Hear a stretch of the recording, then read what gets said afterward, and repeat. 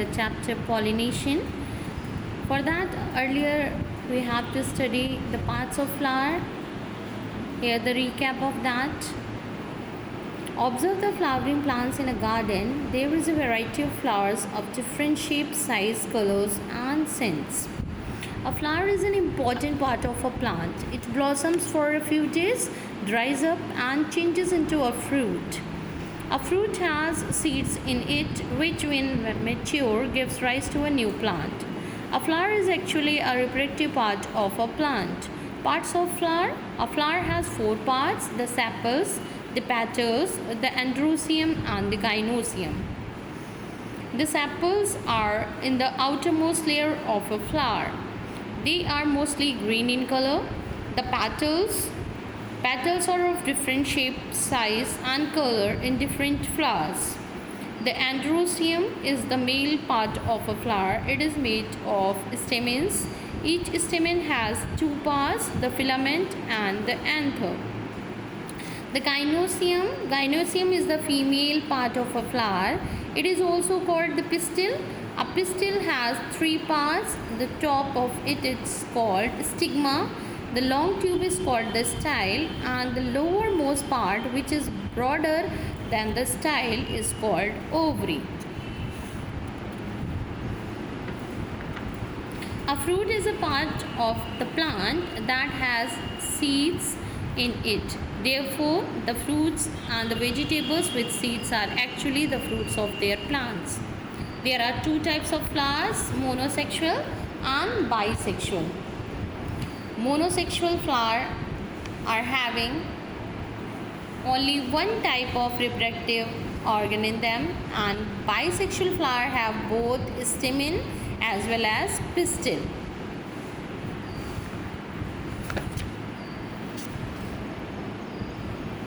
Functions of different parts of a flower. Each part of a flower has its specific function. Sepals make the outermost layer of a flower and protect the growing flower when it is a bud. Petals, the bright colors of the petals attract the insects like the bees and the butterflies and the small birds towards them.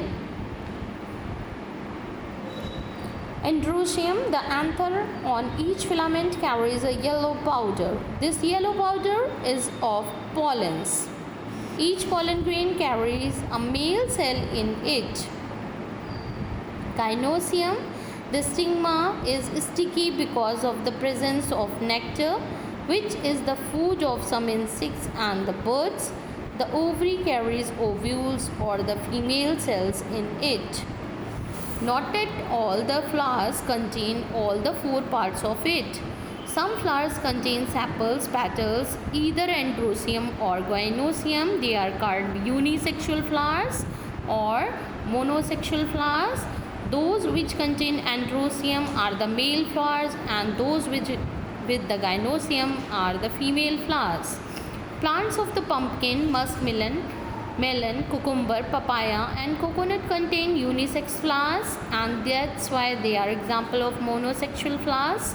In some plants, the unisexual flowers of the both the types of the grow on the same plant, whereas in a plant like the papaya, they grow on different plants.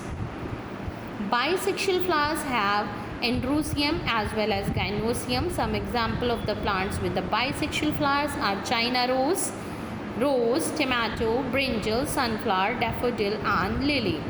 Now the pollination. A seed is formed when a male cell joins with a female cell.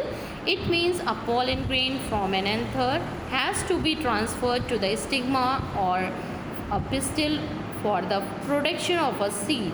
The phenomenon of the transfer of the pollen grains from the androecium to the gynoecium of a flower is called pollination. Who helps in pollination? Transfer of pollen grains. There are several natural agents who helps in the pollination. Pollen grains are in the form of a yellow light powder. It can easily be carried by wind. Wind pollination occurs in such plants where flowers are not very attractive and do not have nectar to invite insects. Most of the grasses, corn, wheat, and rice plants are the example of the wind pollination.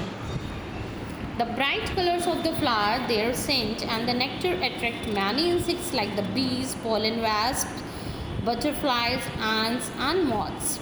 They visit flowers to suck nectar, and while doing so, the pollen powder sticks to their body parts. The pollen may fall on the stigma of the same flower, same other flower on the same plant, or some other flower on the another plant.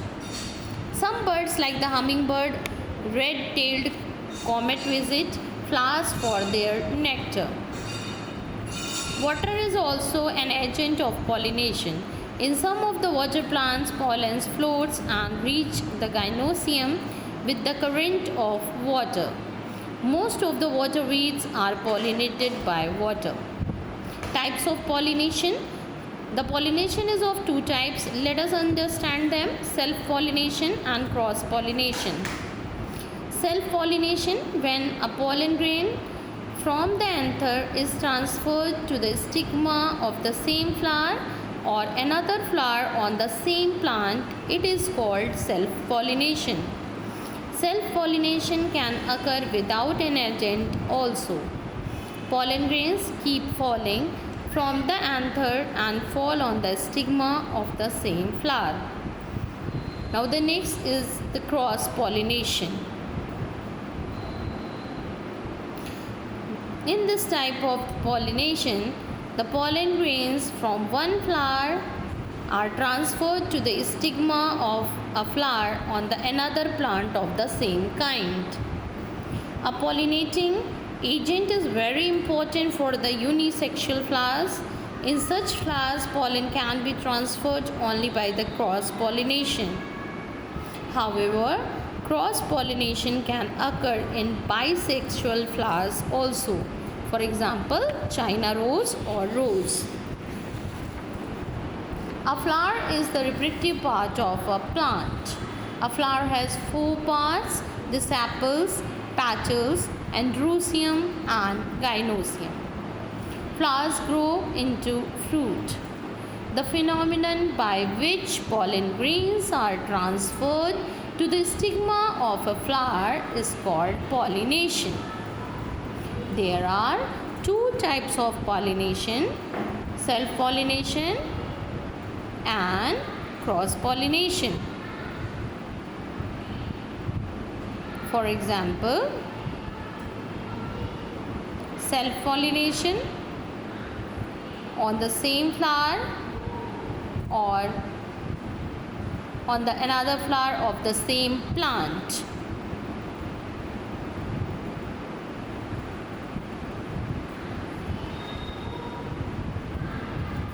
Cross-pollination.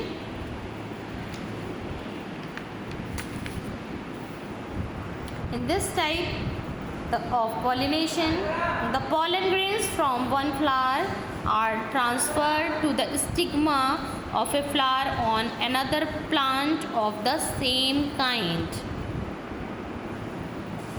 Cross-pollination can occur in bisexual flowers also.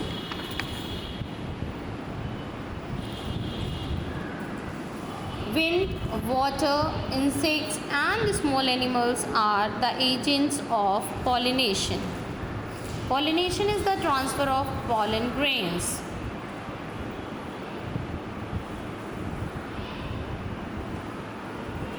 From the anther to the stigma of flower. Pollinating agents are wind, water. These are the abiotic agents because non-living, and living like the animals and the insects, honeybee, butterfly, bird. They are the biotic agents because they are the living creature. Typical flower, that's process of pollination. Now the process of fertilization. Male gamete fuses with the female gamete to give an embryo, and this embryo is having the cotyledons that store the food material for the baby plant. So fertilization, the definition of that: male gamete fuses with the female gamete to give an embryo, and the process is called fertilization.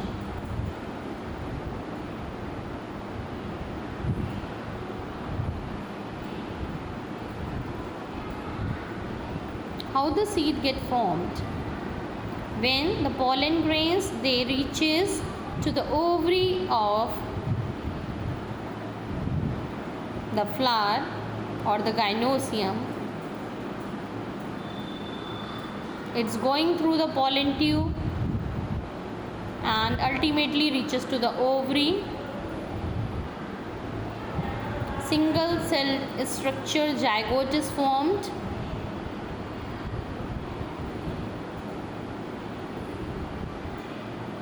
And that zygote, after cell division, forms the organism. So the fusion of the female and the male gamete is called fertilization process.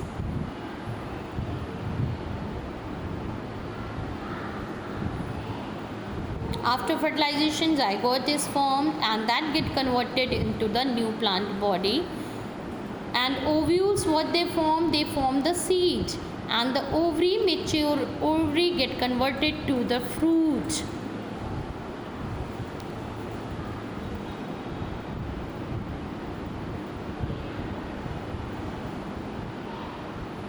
And by the seed a new plant body can be grown.